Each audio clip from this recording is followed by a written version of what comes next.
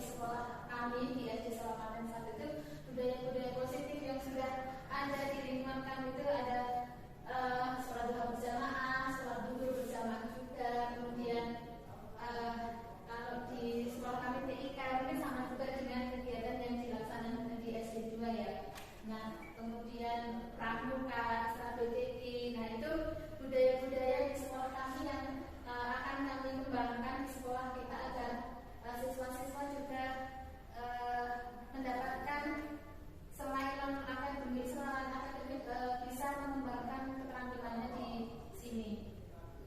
Nah, kemudian juga ada karawitan. Nah, ini yang sangat menonjol di sekolah kami ini ada karawitan. Nah, alhamdulillah hari ini juga anak-anak masih melaksanakan kegiatan rutin ekstra karawitan. Kemudian juga ada ekstra renang. Nah, ini juga mulai semester ini juga ada kegiatan ekstra renang. Kemudian pada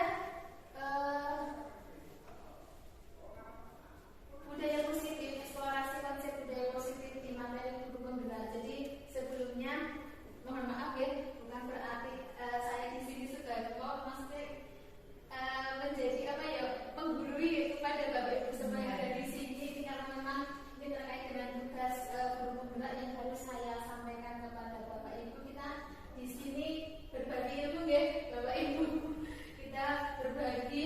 Jadi tentang apa yang kami peroleh waktu belajar di guru penggerak. Nah, pada di budaya positif ini ada 8 materi tentang yang ada di budaya positif ini. Yang pertama adalah perubahan paradigma teori kontrol, kemudian makna disiplin dan nilai-nilai kebijakan, kemudian hukuman, konsekuensi dan restitusi, 3 motivasi perilaku manusia, 4 keyakinan kelas, 5 keyakinan kelas, 6 kebutuhan dasar manusia, 5 konten kontrol, dan yang terakhir segitiga restitusi. Jadi ada 8 materi yang ada di budaya positif ini yang harus kami sampaikan. Nah, sebelum ke materi, nah ini terkait dengan materi, coba buka. Coba saya di sini mau minta 2 orang untuk berdiri di sini. Monggo Bu Vera, Bu Rini, monggo aku sama Bu Era.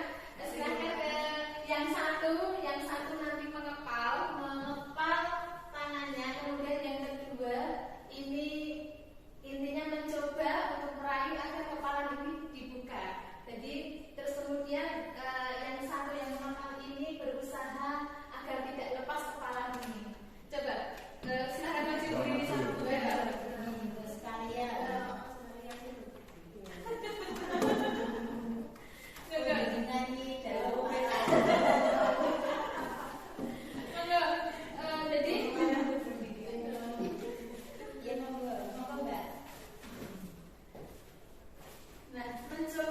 Cobalah buka. Jadi yang menjadi tangannya yang siapa?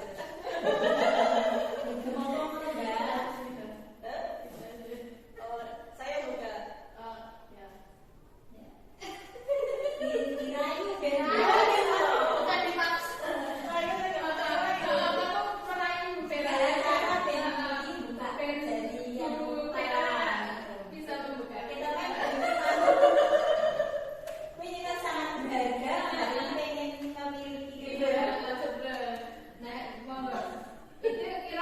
Genggaman tangan Bu Vera ini ada sebongkah mutiara yang harus terayu itu mengintimidasi.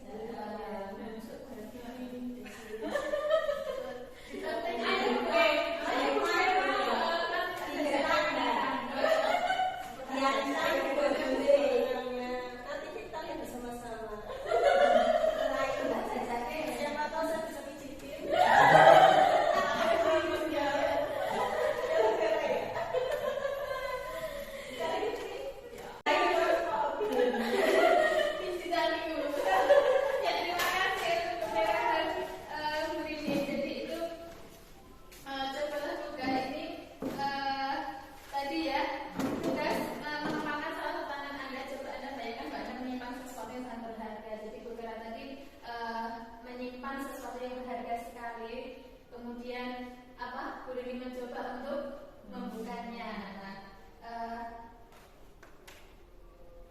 dia itu tadi ya ditawari alat dijajak kimia kan dibijuti gitu ya. Itu. Nah, kemudian yang pertama ini adalah perubahan materi. Yang pertama perubahan paradigma teori kontrol. Ada 4. Yang pertama tentang ilusi guru mengontrol murid. Kemudian yang kedua kritik dan membuat orang merasa bersalah dapat menguatkan karakter. Dan yang ketiga orang dewasa memiliki hak untuk memaksa. Dan keempat bahwa semua penguatan positif efektif dan bermanfaat. Nah, perubahan paradigma teori kontrol itu ada stimulus perbedaan dari stimulus respon dan teori kontrol. Yang pertama adalah realita kebutuhan kita sama, tetapi dalam teori kontrol ini realita kebutuhan kita itu berbeda. Beda nggih? Karena kebutuhan kita berbeda. Jadi kalau di stimulus respon itu kebutuhan kita itu sama. Kemudian yang kedua, semua orang melihat hal yang sama. Pada teori kontrol setiap orang memiliki gambaran yang berbeda-beda. Kemudian yang ketiga, kita coba mengubah orang agar berpandangan yang sama dengan kita. Pada teori kita berusaha memahami pandangan orang lain tentang dunia. Yang keempat, perilaku buruk dilihat sebagai suatu kesalahan. Semua perilaku memiliki tujuan. Kemudian yang selanjutnya, orang lain bisa mengontrol saya. Hanya ada yang hanya kita sendiri yang bisa mengontrol diri kita. Jadi kita tahu bahwa yang mengetahui yang mengontrol diri kita itu hanya kita sendiri. Orang lain tidak bisa mengontrol kita. Kemudian yang stimulus respon, saya bisa mengontrol orang lain. Dalam teori kontrol kita tidak bisa mengontrol orang lain. Kemudian yang selanjutnya model berpikir menang atau kalah. Model berpikir menang pada teori kontrol. Kemudian ini makna disiplin. Makna disiplin apa Bu kira-kira? Di sini makna disiplin dan nilai kebajikan. Nah, seseorang yang memiliki disiplin berarti mereka itu bertanggung jawab terhadap apa yang dilakukan karena mereka mendasarkan tindakan mereka pada nilai-nilai kebajikan universal. Nilai-nilai kebajikan kalau di kurikulum Merdeka itu ada 6 yang sesuai dengan profil pelajar Pancasila, yaitu beriman, bertakwa kepada Tuhan Yang Maha Esa, berakhlak mulia, mandiri, bernalar kritis, berkebinekaan global, bergotong royong dan kreatif. Nah, disiplin positif merupakan salah satu cara penerapan disiplin yang bertujuan untuk menumbuhkan kesadaran serta memberdayakan diri untuk melakukan sesuatu tanpa adanya ancaman hukuman dan penghargaan. Nah, 3 motivasi perilaku manusia. Yang pertama ini untuk menghindari ketidaknyamanan atau hukuman. Yang kedua untuk mendapatkan imbalan atau penghargaan dari orang lain. Yang ketiga untuk menjadi orang yang mereka inginkan, menghargai diri sendiri dengan nilai-nilai yang mereka percaya.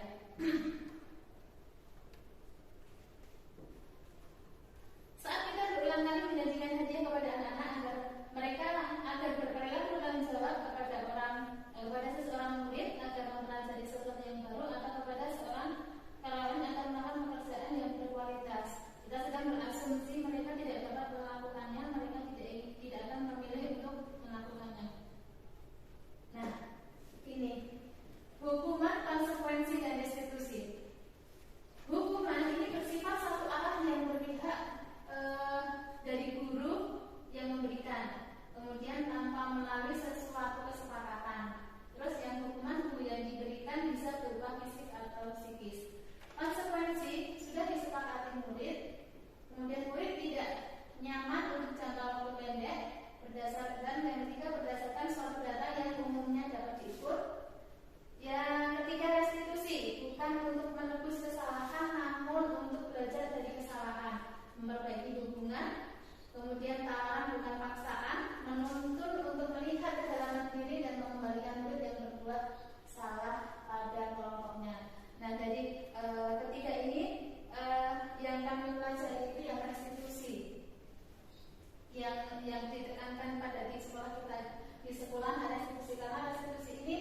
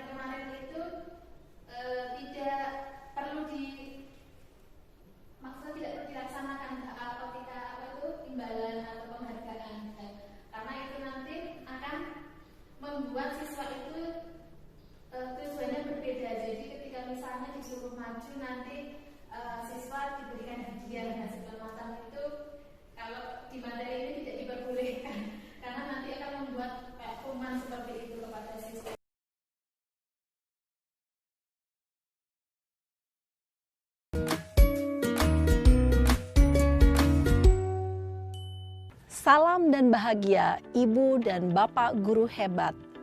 Pada video kali ini kita akan membahas tentang salah satu program disiplin positif yang diterapkan di lingkungan sekolah yang dikenal dengan nama restitusi.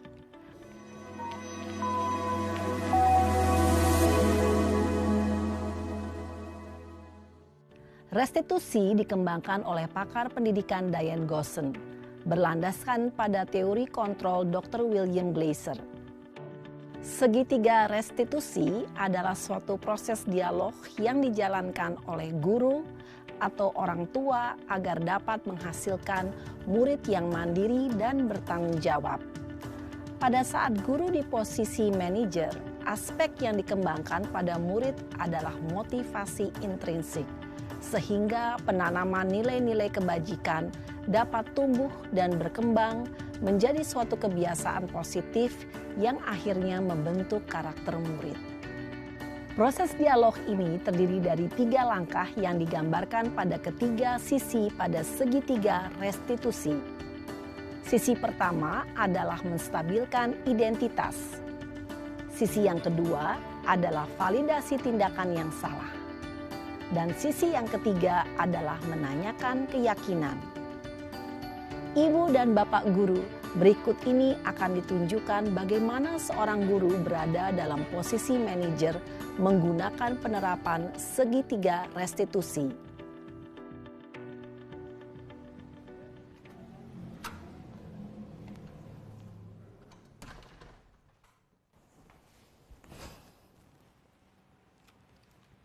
Siang, Sarah. Siang, Pak. Sudah lama nggak ketemu Sarah. Kenapa hari ini ada di sini? Kesel, Pak. Kesel banget. Masa aku dikatain tukang fitnah, Pak? Ya aku marah lah. Aku balik ngatain Eka di depan kelas. Kesel banget. Oh, begitu. Ya pasti kamu marah dan kesal. Bapak juga akan marah apabila ada yang menuduh Bapak seperti itu. Kemudian, pada saat itu, kamu mau melakukan apa? Ya saya langsung ngatain Eka lah, Pak. Kesel banget. Saya bentak-bentak dia depan teman-teman lain. Oh, begitu. Pasti kamu melakukan seperti itu karena suatu alasan tertentu, bukan? Iyalah, masa saya diam saja, Pak? Ya saya bela diri lah. Masa saya dituduh tukang fitnah? Ya wajarlah. Mempertahankan harga diri itu sesuatu yang penting buat kamu. Untung kamu tidak bertindak lebih gegabah lagi. Hanya membentak-bentak. Iya, Pak. Untung saya masih bersabar dan hanya membentak saja. Sudah gemes padahal, saya pasti bela diri lah. Ya pasti ya, tapi kamu memilih untuk tetap bertahan dan bersabar. Kamu memilih untuk tidak berbuat lebih parah lagi, bukan? Iya. Nah, sekarang coba kita lihat lagi. Tindakan kamu yang bentak-bentak Eka di kelas. Tindakan kamu itu kira-kira sesuai dengan keyakinan kelas atau prinsip kamu tidak? Enggak lah, Pak. Capek, Pak, jadi pemarah. Jadi keyakinan atau prinsip mana yang kurang sesuai dengan keinginan kamu? Ya, saya sebenarnya sangat menghargai orang lain.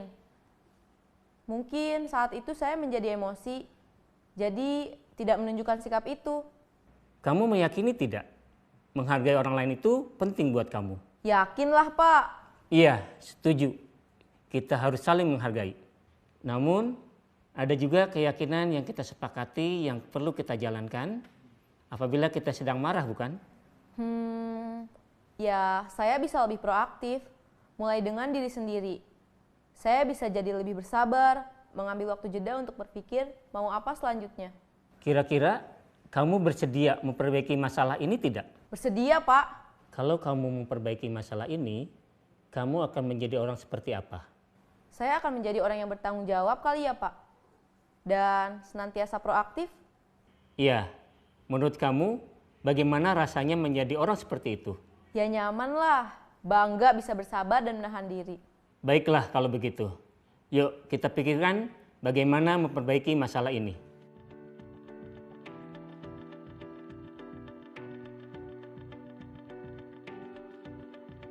Ibu dan Bapak guru hebat, baru saja kita menyaksikan contoh bagaimana seorang guru berada dalam posisi manajer menggunakan penerapan segitiga restitusi.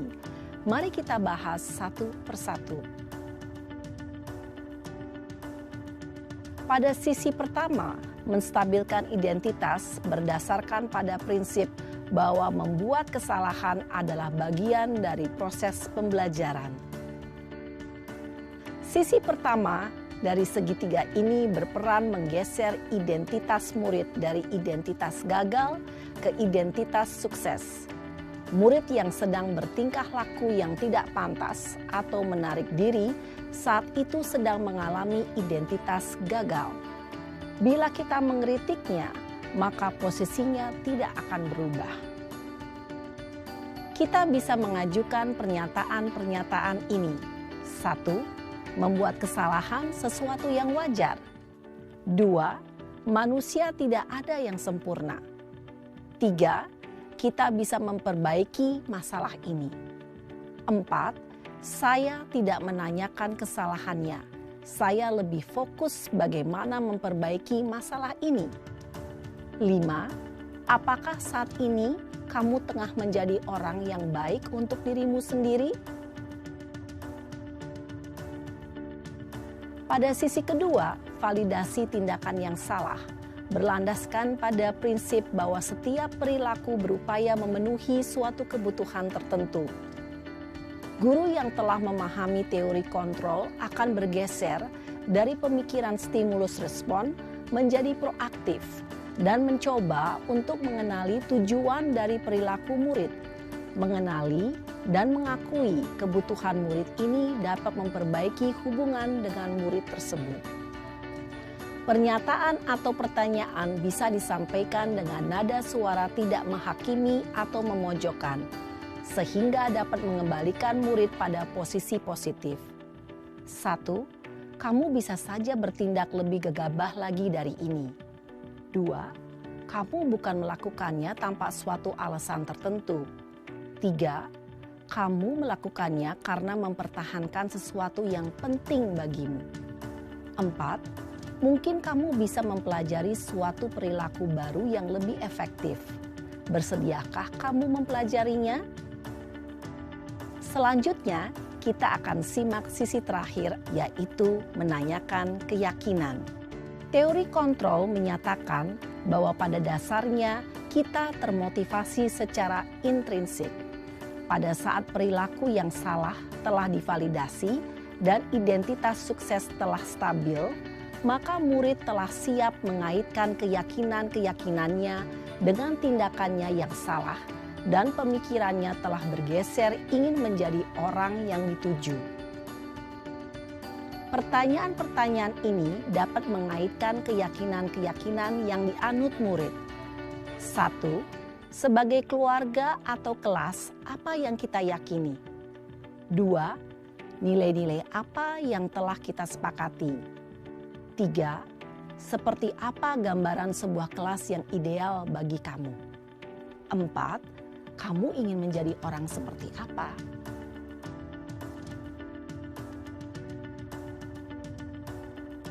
Dalam menerapkan segitiga restitusi, perlu diperhatikan beberapa hal, yaitu 1. Perilaku yang salah perlu dikaitkan dengan nilai-nilai atau keyakinan-keyakinan yang telah disepakati atau dituju. 2. Kesediaan orang yang melakukan kesalahan untuk memperbaiki masalah. 3. Pemecahan masalah sebisa mungkin relevan atau memiliki hubungan dengan masalah yang ada. 4. Usaha. Perlu adanya suatu usaha perbaikan dari pihak yang berbuat kesalahan. 5. Waktu. Perlu didedikasikan waktu dari pihak yang berbuat kesalahan. Tanyakan kapan akan mulai diberlakukan usaha untuk memperbaiki masalah. Dengan memahami struktur penerapan segitiga restitusi, diharapkan guru dapat menerapkan posisinya sebagai manajer dengan mengajukan pertanyaan-pertanyaan bermakna yang dapat membuat murid menjadi lebih percaya diri, bertanggung jawab, dan mandiri. Nah, ibu bapak guru perlu tidaknya mengikuti ketiga tahapan dalam segitiga restitusi bergantung pada ringan beratnya suatu permasalahan. Misalnya, bila permasalahan tersebut ringan, maka tidak perlu dijalankan secara berurutan, Bahkan bisa semudah menanyakan apa keyakinan yang kita sepakati. Dengan menjalankan segitiga restitusi, dengan mengajukan pertanyaan-pertanyaan bermakna, diharapkan murid menjadi lebih kuat secara pribadi, dapat membuka wawasan murid agar dapat menyelesaikan permasalahannya sendiri, semakin percaya diri, mandiri, dan merdeka. Salam dan bahagia, Ibu Bapak Guru hebat. Kok tidak istirahat sedang apa? Oh ini Mbak Ana lupa mengerjakan PR. Nggak apa-apa Mbak Ana tidak mengerjakan PR. Tapi tadi Mbak Ana tidak datang terlambat kan ke sekolah? Iya, sudah baik Mbak Ana tidak melanggar, tidak datang terlambat ke sekolah. Tapi ini hanya Mbak Ana tidak mengerjakan PR. Nah ini guru mau tanya Mbak Ana, tentu ada alasannya kenapa Mbak Ana tidak mengerjakan PR. Apa Mbak Ana? Iya, oh ada acara ya di rumah. Nggak apa-apa Mbak Ana, itu hal yang biasa juga yang dilakukan oleh teman-teman juga. Kemarin juga ada beberapa yang tidak mengerjakan PR. Nah, kira-kira Mbak Ana melanggar keyakinan kelas tidak? Apa yang dilakukan Mbak Ana tadi? Nah, kira-kira keyakinan kelas apa Mbak Ana yang Mbak Ana langgar? Oh iya, pintar Mbak Ana tidak mengakui kesalahannya, tidak bertanggung jawab dalam mengerjakan PR. Nah, kira-kira apa yang Mbak Ana lakukan untuk memperbaiki kesalahan Mbak Ana tadi yang tidak bertanggung jawab tadi? Apa yang Mbak Ana lakukan? Iya, pintar. Mbak Ana bagus, sudah akan berusaha mengerjakan PR setelah pulang sekolah. Ya, terima kasih. Mbak Arifah, kok nggak pakai topi sama dasi? Di tas atau ketinggalan? Oh ketinggalan. Apa ketinggalan?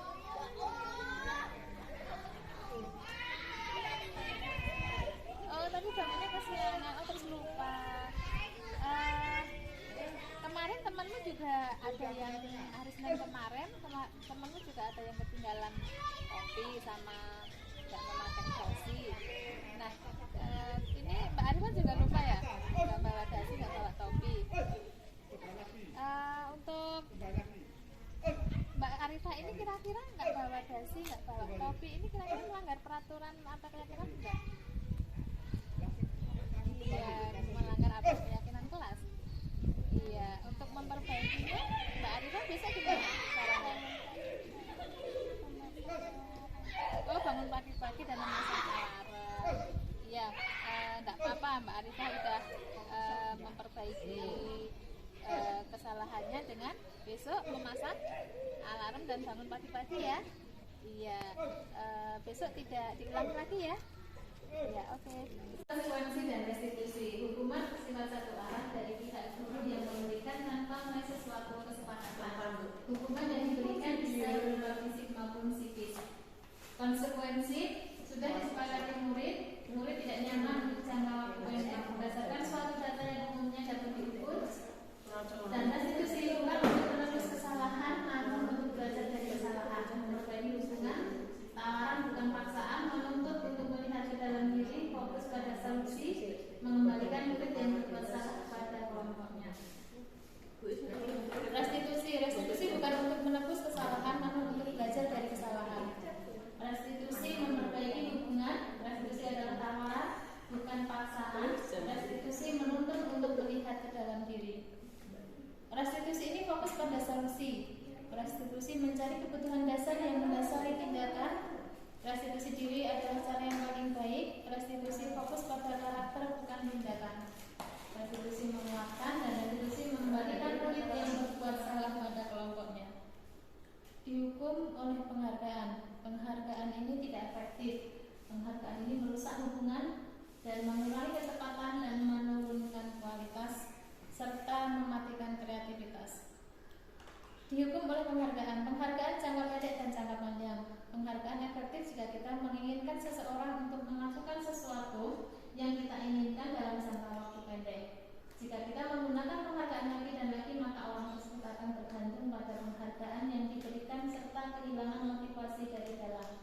Jika Jika kita mendapatkan penghargaan untuk melakukan sesuatu yang baik, maka selain kita senantiasa berharap mendapatkan penghargaan, kita pun menjadi tidak menyadari tindakan baik yang kita lakukan. Dan keyakinan kelas atau kesepakatan kelas. Kesepakatan kelas mendengarkan ketika guru atau teman kita berbicara, tidak menyela pembicaraan, mengangkat tangan jika ingin berpendapat, datang dan pulang tepat waktu, serta memakai seragam sesuai jadwal, meminta izin jika akan keluar kelas, berdoa sebelum dan sesudah belajar, tidak mengambil teman yang beribadah dan berkata sopan dan santun. Kemudian keyakinan kelas menghormati diri sendiri dan orang lain, saling menyayangi, beriman dan bertakwa pada Tuhan, disiplin, bertanggung jawab dan menghargai teman. 5. Kebutuhan dasar manusia. Ada 1. Bertahan hidup. Kebutuhan yang bersifat fisiologis untuk bertahan hidup, misalnya kesehatan, rumah, dan makanan. Kemudian kasih sayang dan rasa diterima. Kebutuhan akan hubungan dan koneksi sosial, memberi dan menerima kasih sayang, dan kebutuhan untuk merasa menjadi bagian dari suatu kelompok. Dan penguasaan kemampuan akan diterima. Dianggap berharga, bisa membuat perbedaan, bisa membantu pencapaian komitmen, diakui dan dihormati. Yang keempat adalah kebebasan. Kebebasan ini adalah kemandirian, memiliki pilihan dan mampu mengendalikan arah. Seseorang perlu banyak bergerak, suka mencoba-coba, tidak terpengaruh orang lain dan senang mencoba hal baru. Kemudian yang terakhir adalah kesenangan. Mencari kesenangan, bermain humor dan antusiasme serta tertawa. 5. Posisi kontrol guru. Ada yang pertama adalah penghukum, membuat merasa bersalah, kemudian teman, pemantau, dan manajer. Contoh penerapan 5 posisi kontrol guru. Tadi ya, ayo dong ikuti aturan sekolah, tolong bantu bapak ibu ya. Sekali ini saja, ya sudah, tidak apa-apa. Lain kali jangan sampai berbuat seperti itu lagi ya. Itu sebagai seorang teman. Kemudian sebagai pemantau, kamu sudah melanggar peraturan sekolah. Kamu tahu konsekuensinya? Setelah upacara kamu beli atributnya dan jangan diulangi lagi ya. Nah, ini sebagai pemantau. Kemudian yang ketiga adalah penghukum. Hormat pada bendera. Selama 1 jam kamu berdiri. Nah, kemudian pembuat merasa bersalah. Berapa kali bapak ibu harus memberitahu kamu? Kamu selalu saja mengecewakan bapak ibu. Kemudian yang kelima adalah manajer. Contoh penerapan 5 posisi guru ini adalah sebagai seorang manajer, apakah kamu tahu kesalahanmu? Kira-kira bagaimana kamu memperbaiki kesalahanmu? Posisi kontrol, apakah aku? Saya kecewa sekali dengan kamu. Sebagai pembuat merasa bersalah. Kemudian posisi kontrol, apakah aku? Kamu tidak pernah benar melakukannya. Apa penghukum? Kemudian apa rencana untuk menyelesaikan masalah hari ini? Sebagai seorang manajer. Kemudian ayo lakukanlah demi bapak ibu. Sebagai seorang teman. Terus kamu tidak pernah mendapat nilai jika tidak mengerjakan tugas. Sebagai apa? Pemantau. Nah, tadi sertifikat restitusi, suatu proses dialog yang dijalankan oleh guru agar dapat menghasilkan murid yang mandiri dan bertanggung jawab. Ada 3 yang ada dalam sertifikat restitusi ini adalah yang pertama adalah menstabilkan identitas, yang kedua validasi tindakan yang salah, yang ketiga menanyakan keyakinan. Nah, menstabilkan identitas tadi, berbuat salah itu wajar. Terus tidak ada manusia yang sempurna. Dan bapak ibu juga pernah melakukan hal itu. Bapak ibu juga tidak mencari siapa yang salah, tapi bapak ibu akan mencari solusi dari permasalahan ini. Dan kamu berhak merasa begitu. Dan validasi tindakan yang salah. Berdasarkan prinsip setiap perilaku berupaya untuk kebutuhan tertentu. Jadi pada validasi tindakan yang salah ini kita menanyakan kesalahan siswa. Misalnya, kamu pasti punya alasan mengapa kamu melakukan hal itu. Kemudian contohnya, padahal kamu bisa melakukan yang lebih buruk dari ini. Kamu patut bangga karena telah melindungi sesuatu yang kamu buat. Terus kamu melakukannya karena mempertahankan sesuatu yang penting buat bagimu. Kemudian menanyakan keyakinan kelas. Berdasarkan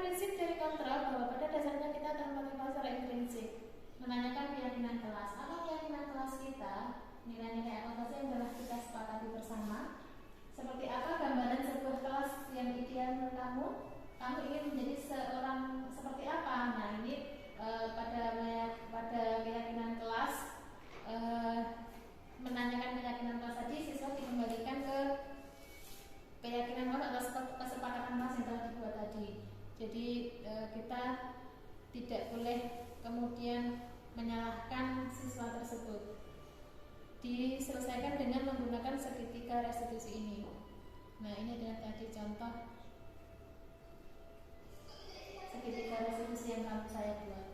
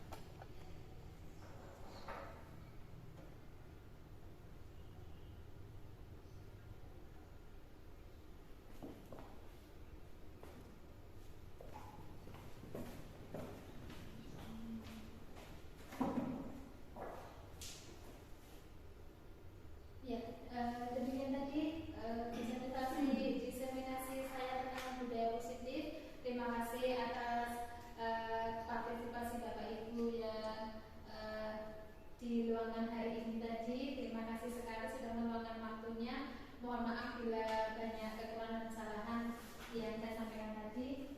Dan sekian, Assalamualaikum warahmatullahi wabarakatuh. Waalaikumsalam.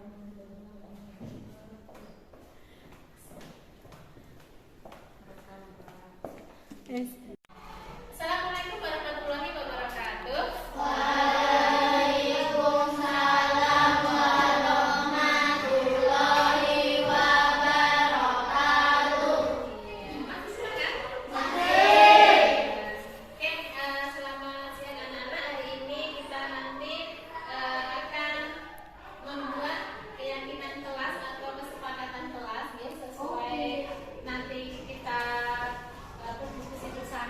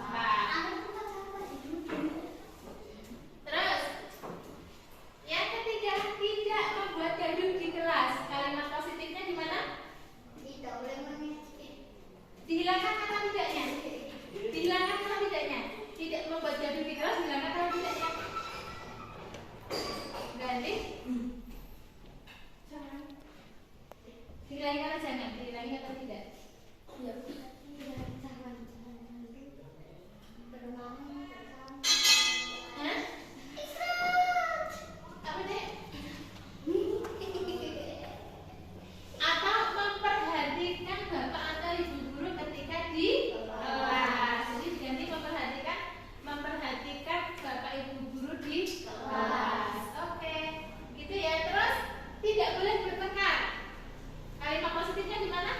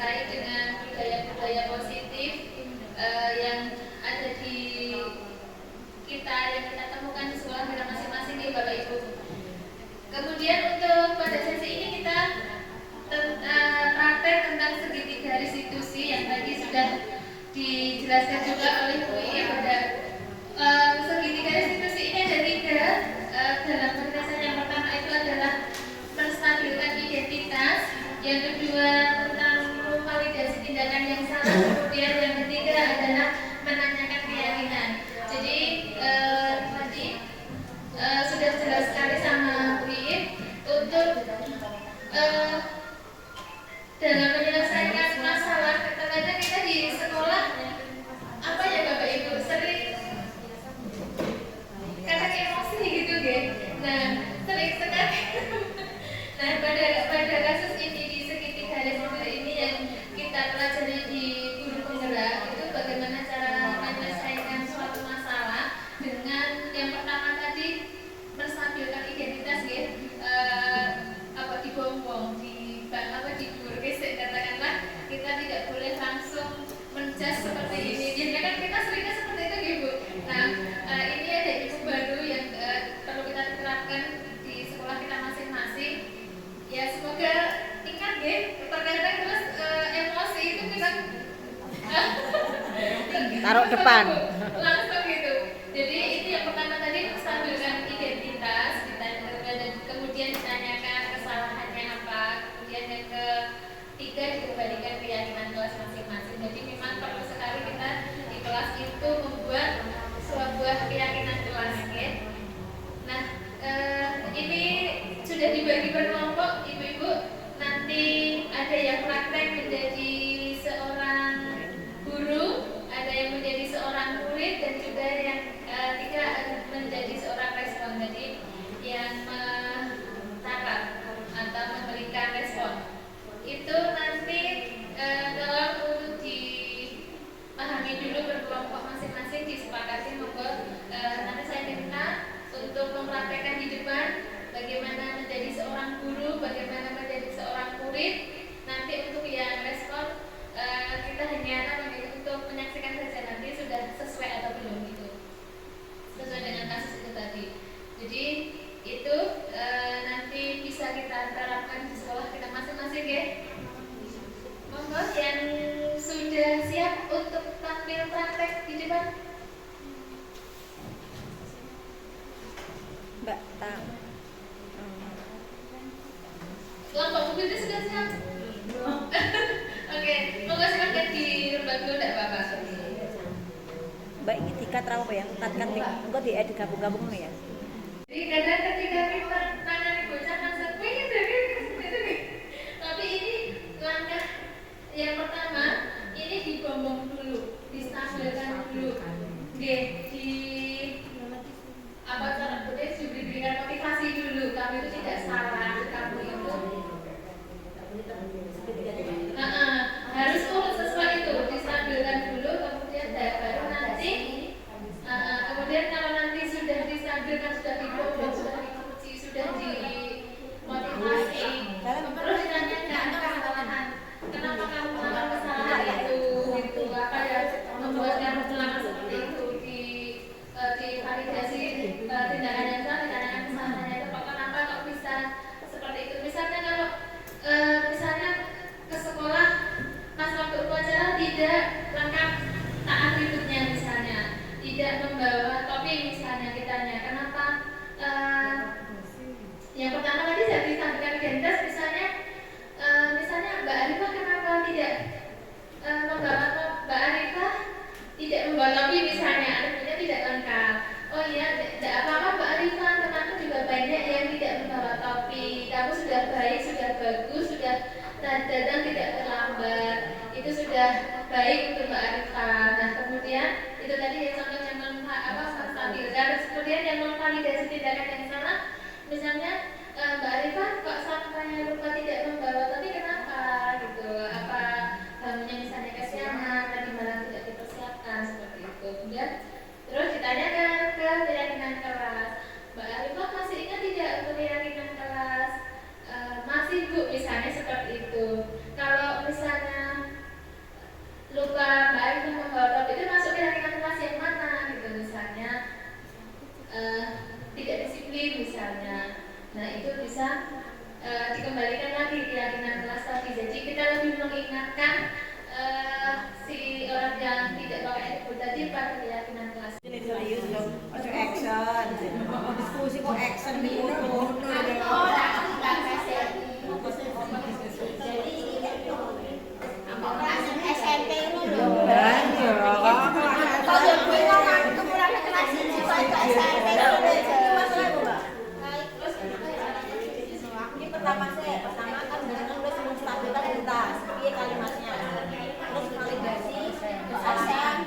Lopen. Kita tahu lebih. Gimana ya? SMP. Sama capat. Lagi sama cowok dari SMP benar. Ya, sampai Bu Fitri, dan silakan. Lagi merayakan Natal gitu.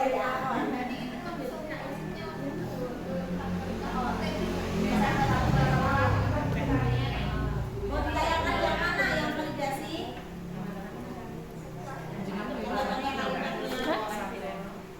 Warna Malam. Yang validasi bisa KKP. Misalnya jam 9, jam 8, jam 2. Yang pertama kan validasi.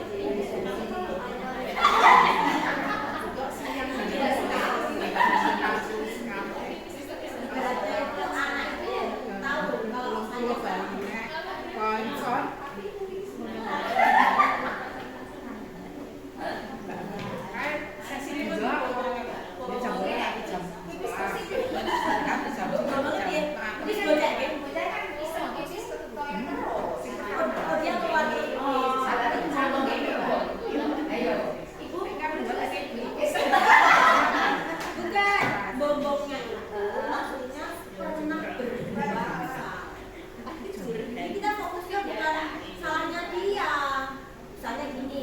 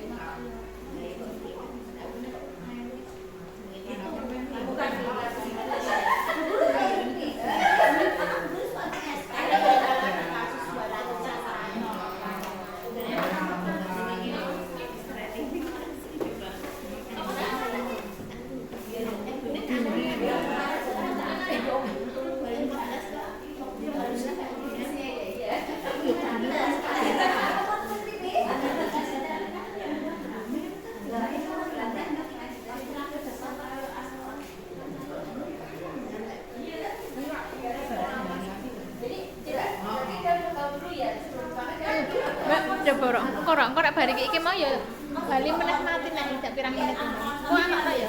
Iki kena tuti habis. Oh nggih. Berarti kula mencet mulai.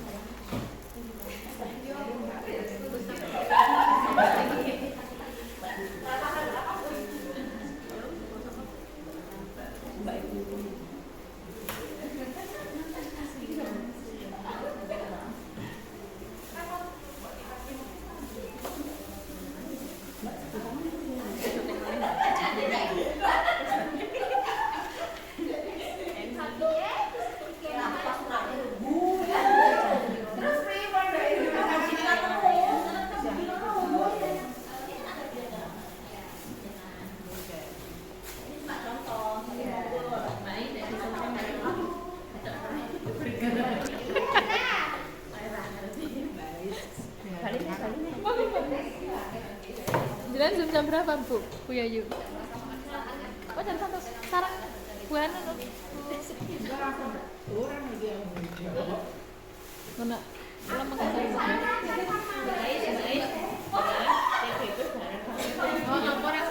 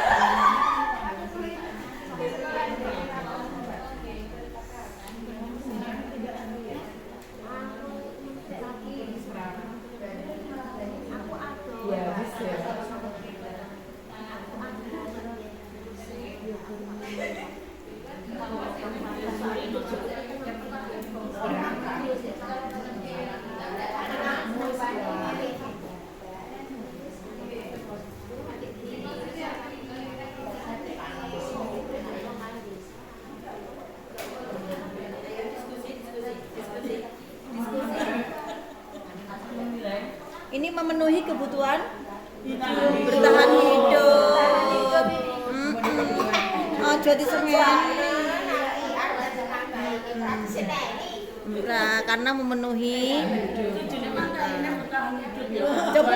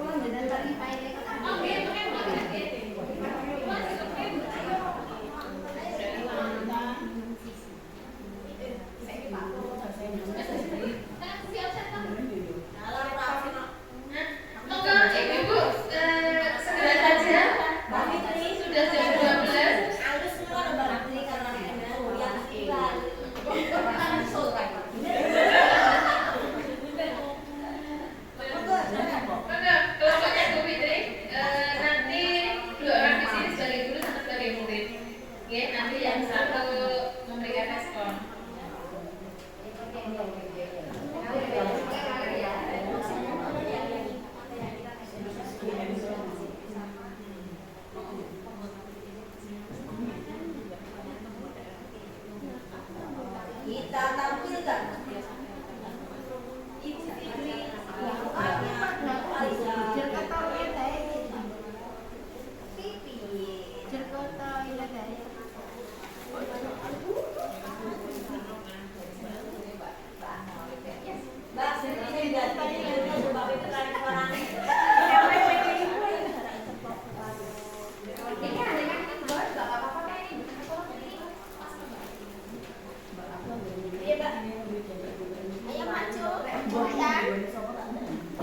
Nanti dikasih contoh ya.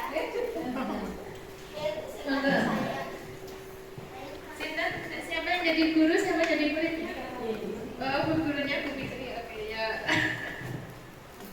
Lalu Bu Ana jadi muridnya. Apa saja? Nanti mungkin sinopsisnya dulu enggak? Langsung aja.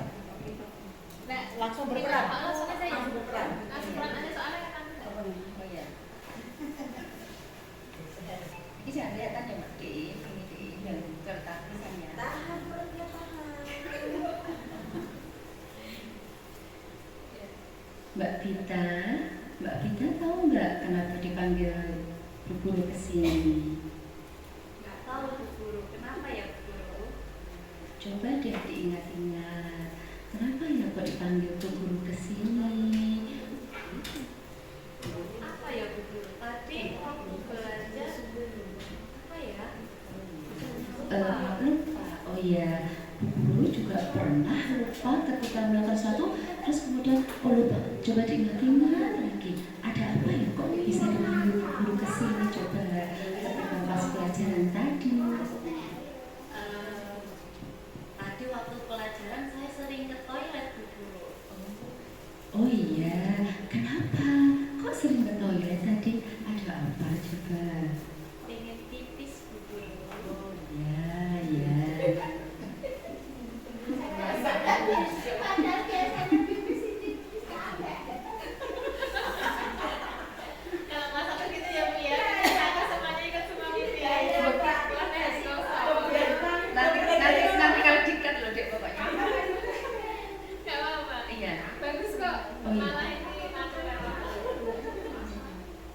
Loh,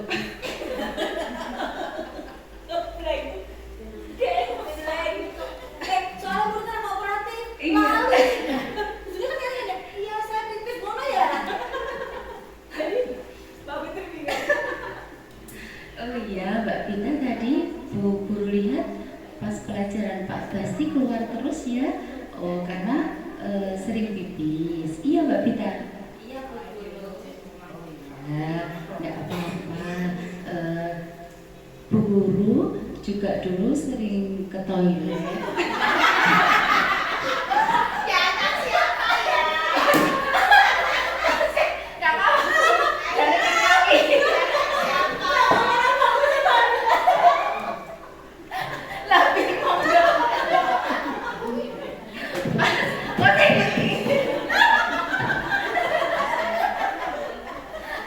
Aduh ya Allah ya. Padahal tadi udah di-cut, di-scan loh, Bu. Jangan bicara tentang toilet terus. Ya aku dewe. Kata kenal ya. Ya, ada apa-apa, ada apa? Bu Guru sudah sering ke toilet. Kok saya ndelok kayak cerita. Kali ini kan mungkin dia cerita. Ya. Bu Guru kan dulu juga sering ke toilet. DI macam-macam yang dulu.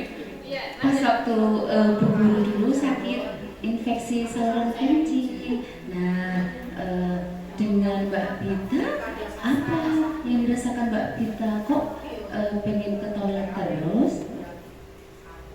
Enggak apa-apa, Bu Guru. Sebenarnya tadi saya sama teman-teman itu mau buat lelucon. Oh iya. Nah, sebenarnya kalau ada alasan tertentu kita sakit seperti Bu Fitri, seperti Bu Guru dulu, ya apa-apa. Nah, sekarang Mbak Pita tahu ya, berarti tadi Mbak Pita keluar kelas terus alasannya karena membuat lelucon. Iya. Nah, kalau seperti itu kira-kira boleh tidak? Iya, Bu Guru mau buat lelucon itu saya jadi punya teman, Bu Guru. Kalau nggak buat itu saya nggak punya teman, Bu Guru. Ya, berarti tadi membuat lelucon tujuannya biar disenangi temennya, biar ada temennya. Nah, sekarang kalau Mbak Pita coba perhatikan di keyakinan kelas. Kira-kira kalau Mbak Pita tadi ingin hal positif yang punya teman dengan cara seperti itu, kira-kira di keyakinan kelas kita bagaimana? Salah, Bu Guru. Tadi saya berbuat negatif, jadi saya melanggar keyakinan kelas yang nomor 1 tadi. Bersikap positif ya, Bu Guru ya.